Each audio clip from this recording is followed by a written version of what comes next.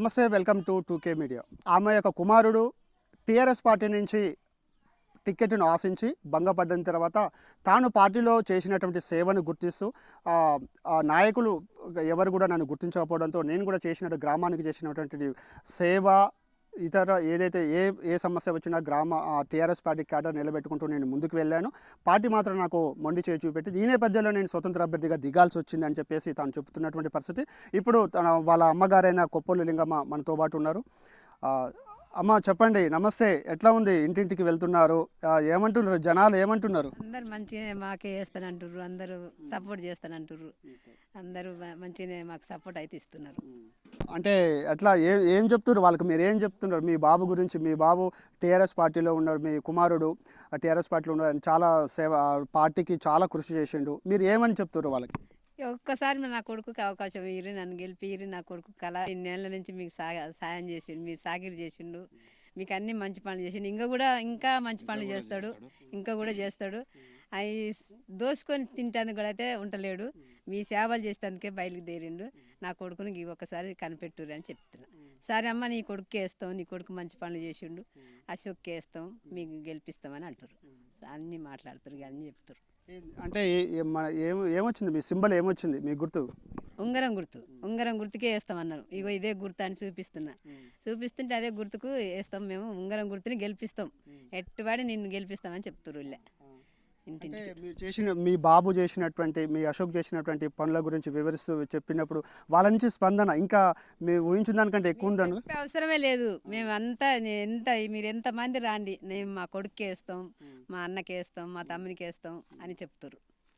అమ్మ, మీరు ఇప్పుడు సర్పంచ్గా నిలబడ్డారు కదా, మీరు కూడా అంటే మహిళలు కావచ్చు, లేకపోతే గ్రామంలో ఉన్నటువంటి సమస్యలు, డ్రైనేజీ సమస్య కానీ, లేకపోతే వీధి దీపాలు కానీ, మంచినీటి వ్యవస్థ కానీ, అంటే సమయానికి నల్లాలు రాకపోవడం, ఇట్లాంటి అంటే రోడ్లు శుభ్రపరచడం, ఇట్లాంటి సమస్యలు ఏం గుర్తించారమ్మా మీరు? చేపిస్తున్నాం, లేని కాడ చేపిస్తాం. ఇప్పుడు కూడా ఇంకా చేపిస్తానని మొక్కుతున్నాం. అన్నీ చేపిస్తాం. మేము ఊరికి ఇంకా సాయం చేస్తాం. ఇప్పుడు చేసింది కాక ఇంకా కూడా చేస్తామని చెప్తున్నాం.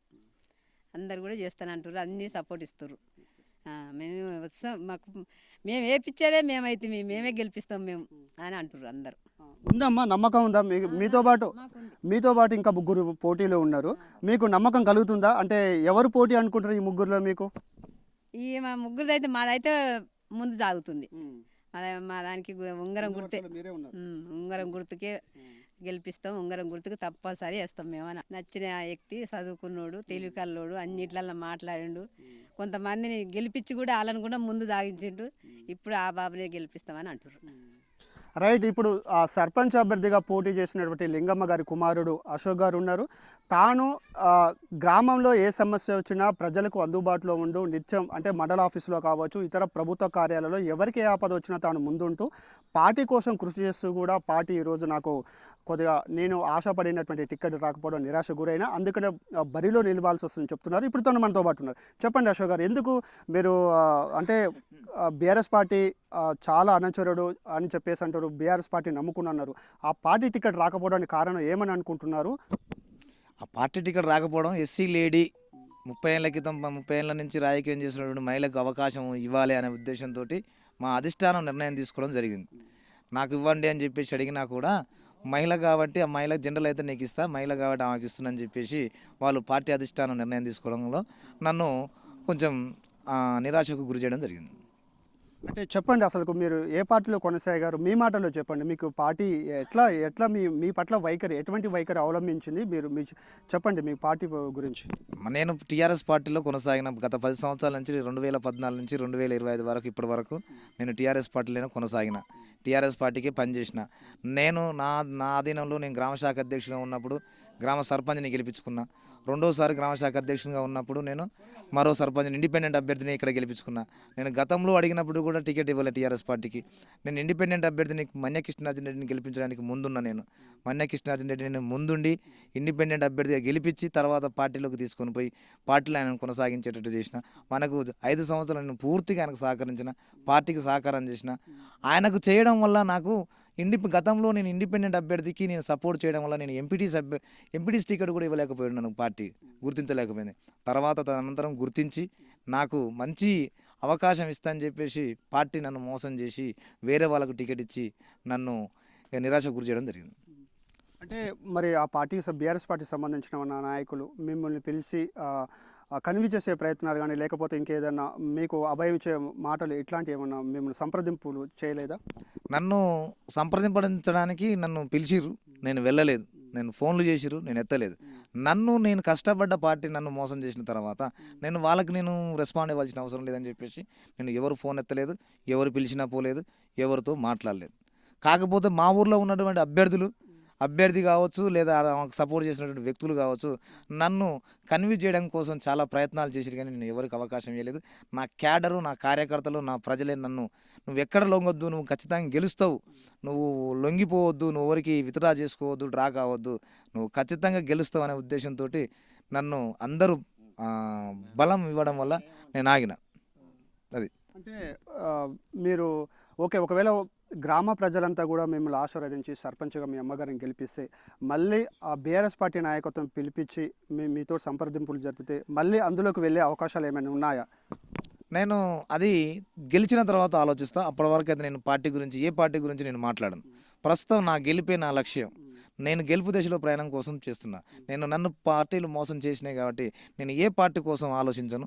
ఆ తర్వాత నేను గెలుపు, ప్రజలు ఇచ్చిన తీర్పును అంగీకరించి ప్రజలు ఎలా ప్రజల సలహా తీసుకుని తదుపరి అడుగు వేస్తాను చెప్పేసి ఉంటున్నాను. అంటే అంత అశోక్ ఇంత ధైర్యంగా పార్టీని ఎదిరించి బరిలో నిలవడానికి ఇప్పుడు ఆ పార్టీ అగ్రనాయకత్వం కూడా మీ మీద కొద్దిగా గుర్రగా ఉన్నటువంటి అవకాశాలు ఉన్నాయి. ఎందుకు ఏ ధీమాతోటి ముందు స్వతంత్ర అభ్యర్థిగా వెళ్తున్నారంటే ఏం చెప్తారు అశోక్ గారు? నేను ప్రజా బలంతో, కార్యకర్తల అండతోటి, నా ఆత్మస్థైర్యంతో నాకు నమ్మకం ఉంది కాబట్టి పార్టీలకు అతీతంగా నాకు సపోర్ట్ చేస్తారు. ఊర్లో ఏ పార్టీ లేదు, అశోక్ అన్యాయం జరిగింది, అశోక్ అంటే టీఆర్ఎస్ అంటే అశోక్, అలాంటి వ్యక్తిని మోసం చేసిన పార్టీకి గుణపాఠం చెప్పాలంటే అశోకుని గెలిపియాలనే సంకల్పంతో ప్రతి ఒక్కరు ప్రజలు నాకు ఎవరు అండలేదు. నా జెండా నాకు ఎవ్వరు లేరు. ఎజెండా నా ప్రజలే. ఎజెండా కంచనపల్లి, నాకు చేసిన జన్మనిచ్చిన కంచనపల్లికి రుణం తీర్చుకోవడం కోసం నేను బయలుదేరిన. 100% నాకు ప్రజలు సహకారం ఉంది కాబట్టి ఎవరి అండతోటి నేను ముందుకెళ్ళలేదు. నా స్వయం శక్తితోటి బయటికి వెళ్ళిన. నాకు ప్రజలే బలం. కాంగ్రెస్ పార్టీ అధికారంలో ఉంది. అధికార పార్టీ బలపరిచిన కాంగ్రెస్ అభ్యర్థులు కూడా ఉన్నారు. అంటే అధికారంలో ఉన్న ప్రభుత్వం క్యాండిడేట్ కంటే మీరు స్వతంత్రంగా పోతున్నారు అంటే ఎట్లా చూస్తారు? ఎవరు అనుకుంటారు? మీకు ఎట్లా అధిగమిస్తారు కాంగ్రెస్ పార్టీ అభ్యర్థిని? కాంగ్రెస్ పార్టీ అభ్యర్థి డమ్మీ అభ్యర్థి, ప్రజాబలంతో రాలేలు. అధికారం ఉందని చెప్పేసి కంచనపల్లి గ్రామంలో ఎన్నడూ లేనటువంటి విధంగా రిజర్వ్డ్ సీటుని అన్రిజర్వ్డ్ సీటుగా విధంగా రూపొందిస్తున్నటువంటి వ్యక్తులు కాంగ్రెస్ పార్టీ అధికారంలో వచ్చిన తర్వాత. ఇలాంటి రాజకీయం, ఇలాంటి ఎలక్షన్లు మీరు ఒక్కసారి ప్రజల్లో కంచనపల్లి గ్రామంలో చూడండి. నన్ను స్వయం శక్తితో ఉన్నటువంటి స్వతంత్ర అభ్యర్థిగా మా అమ్మని గెలిపించుకొని నేను రుణం తెచ్చుకోవడానికి సిద్ధంగా ఉన్నా. విద్యావంతులు, యువకులు గ్రామంలో తీసుకున్నటువంటి ఎటువంటి మేనిఫెస్టోతో మీ స్వతంత్రంగా అభ్యర్థిగా పోటీ చేస్తున్నప్పటికీ మీకంటూ కూడా సొంత ప్రణాళిక పత్రం ఉంటుంది. అంటే మహిళలు కావచ్చు, విద్యకు సంబంధించినటువంటి, యువతకు సంబంధించినటువంటి ఇటు మద్యపానం గురించి, డ్రగ్స్ గురించి ఇటువంటి ఎట్లా నిరోధిస్తారు? అంటే ఇప్పుడు ఉన్నటువంటి సమాజంలో మీ గ్రామంలో చైతన్యవంతం చేయడం కోసం మీరు ఎటువంటి ప్రణాళికతో ముందుకెళ్తారు? నా సొంత మేనిఫెస్టో ఏం లేదు. సొంతంగా నేను తయారు చేసిన మేనిఫెస్టో ఏం లేదండి. నేను ప్రజల్లో తిరుగుతున్నటువంటి నాకు చెప్పినటువంటి సమస్యల్లో తయారు చేసుకున్న మేనిఫెస్టో రేపు ఉదయం 7 గంటల నిమిషంలో నేను ఖచ్చితంగా రిలీజ్ చేస్తున్నా. నా సొంత మేనిఫెస్టో ప్రజల మధ్యన ఉన్నటువంటి మేనిఫెస్టో, నా సొంత నిర్ణయంతో తీసుకున్న మేనిఫెస్టో కాదు. నేను ప్రజలు ఇచ్చినటువంటి సమస్యలను నేను తీసుకొని ఆ సమస్యలు ఏ విధంగా పరిష్కరించాలనే ఉద్దేశంతో నిర్ణయించిన మేనిఫెస్టో అనేది రేపు ఉదయం 7 గంటలకు ఖచ్చితంగా ప్రజా సమస్యలను ప్రజల మధ్యలో నేను వెలుబుచ్చి చెప్పాలని చెప్తున్నాను. చివరిగా కంచనపల్లి గ్రామస్తులకు, ఓటర్లకు మీరు స్వతంత్ర అభ్యర్థిగా మీ అమ్మగారి తరపు నుంచి మీరు ఇచ్చేటటువంటి మెసేజ్ ఏమని వాళ్ళ నుంచి మీరు ఏం కోరుకుంటున్నారు? వారికి చేసేటటువంటి విజ్ఞప్తి ఏం చేస్తారు? నేను కంచనపల్లి గ్రామ ప్రజలకు, ఓటర్ మహాశయులకు అందరికీ నేను విజ్ఞప్తి చేస్తుంది ఒకటేనండి. మీరు డబ్బుకు, మందుకు బానిసై మీ యొక్క ఓటును అమ్ముకోవడానికి రూపాయకు, 1000 రూపాయలకు, 2000కు అమ్ముకొని మంచి సేవ చేయడానికి వస్తున్నా. మీ ముందుకు వస్తున్నా. నేను మీ సేవకుడై మిమ్మల్ని నడిపిస్తా. మీ ముందుండి మీ సమస్యలకు నేను పరిష్కరిస్తా. దయచేసి ఒకసారి ఆలోచించి మీరందరూ ఈ దావతుల కోసం, ఓట్ల డబ్బుల కోసం మీరు డబ్బులకు ప్రమేయం పెడుతుర్రు. మీరు ప్రమేయాలకు, మీరు ప్రలోభాలకు మీరు గురి కాకుండా ఒక మంచి వ్యక్తిని నిర్ణయించుకోవాలని చెప్పేసి చర్చించుకోండి. ఇక్కడ పోటీ చేసినటువంటి 5 సభ్యులలో అభ్యర్థులలో ఎవరైతే మనకు అందుబాటులో ఉంటాడో, ఎవరైతే ప్రజలకు మనకు సేవ చేయడానికి ముందుకు వస్తాడో వారిని ఎంచుకోవాలని చెప్పేసి నేను ఈ 2K న్యూస్ ద్వారా మీ అందరికీ విన్నవించుకుంటున్నాను. దయచేసి నన్ను ఉంగరంకు గుర్తుపై ఓటేసి మీరందరూ కలిసి నన్ను ఒక్కసారి గెలిపిస్తే జీవితకాలం రుణపడి మీకు సేవ చేసుకుంటానని ఈరోజు మీకు విన్నవించుకోవడం జరుగుతుంది. ఇదే నా యొక్క ముఖ్య ఉద్దేశం.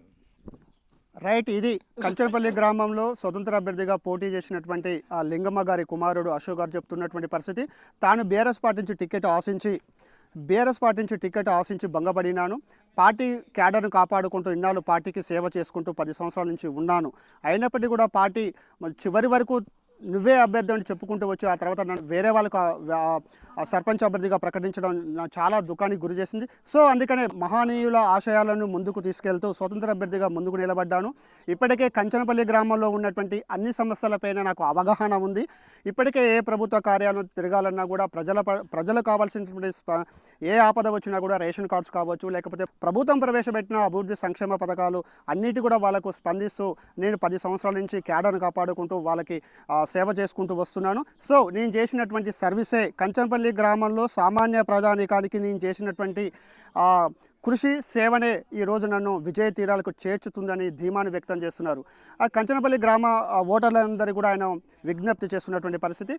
ఇదొక్కసారి విజ్ఞప్తి, నాకు అవకాశం ఇవ్వండి, ఒక ఛాన్స్ ఇవ్వండి అని చెప్పేసి తాను విజ్ఞప్తి చేస్తున్నటువంటి పరిస్థితి. చూద్దాం మరి ఏం జరుగుతుందో. బీఆర్ఎస్ పార్టీ రెబెల్ అభ్యర్థిగా ముందు బరిలోకి దిగడం జరిగింది. మరి పార్టీ ఏ విధంగా స్పందిస్తుంది, తాను ఎంతవరకు ఆశించినటువంటి సర్పంచ్ పీఠాన్ని ఎంతవరకు కైవసం చేసుకుంటారో చూద్దాం. కానీ మొత్తానికైతే కంచనపల్లి గ్రామంలో సర్పంచ్ పోరు మాత్రం హోరావారిగా కొనసాగుతుంది. తీవ్రమైన ఉత్కంఠ నెలకొని ఉంది. కాంగ్రెస్ పార్టీలో 2 అభ్యర్థులు, బీఆర్ఎస్ పార్టీలో 2 అభ్యర్థులు పోటీ చేస్తున్నారు. మరి కంచనపల్లి గ్రామ ఓటర్లు ఎవరి వైపు మొగ్గు చూపుతారో, ఎవరికి సేవ చేసేటటువంటి అవకాశం ఎవరికి ఇస్తారో వేచి చూడాల్సిందే. వీడియో జర్నలిస్ట్ క్రాంతితో సాగర్, కంచనపల్లి గ్రామం.